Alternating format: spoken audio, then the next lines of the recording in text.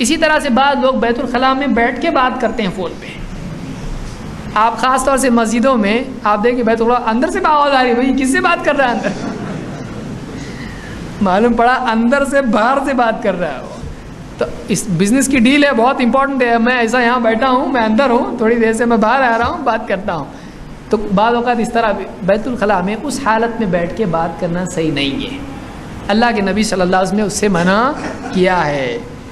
آپ فرماتے ہیں لا یخرج الرجلان یضربان الغائط کاشفین عن عورتهما یتحدثان فإن اللہ عز وجل یمقت علی ذلک.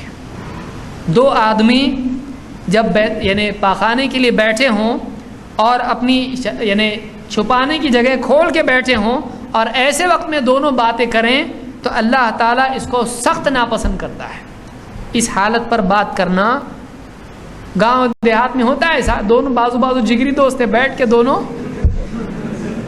بولتے ہیں ارے دوست ہیں ہم لوگ، کچھ نہیں ہوتا ایسا. اچھا کچھ نہیں ہوتا، ہٹ بازو کو. ہم بچپن سے بیٹھتے ہیں، چل نکل یہاں سے.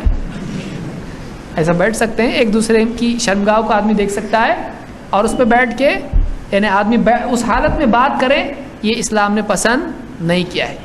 آدمی پیشاب اور پاخانے کی آپ صلی اللہ علیہ وسلم کو سلام کیا کسی صحابی نے اور آپ اس حالت میں تھے، آپ نے جواب نہیں دیا. آپ فارغ ہوئے، اس کے بعد آ کر آپ نے معذرت کی کہ میں ایسی حال میں تھا اور آپ نے اس کے بعد ان کو سلام کیا.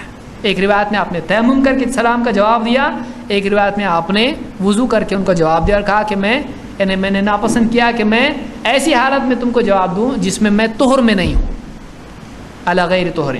تو بہرحال آدمی کو اس حالت میں بات چیت نہیں کرنا چاہیے. اس حدیث کو امام احمد، ابو داؤد اور ابن ماجہ نے روایت کیا ہے.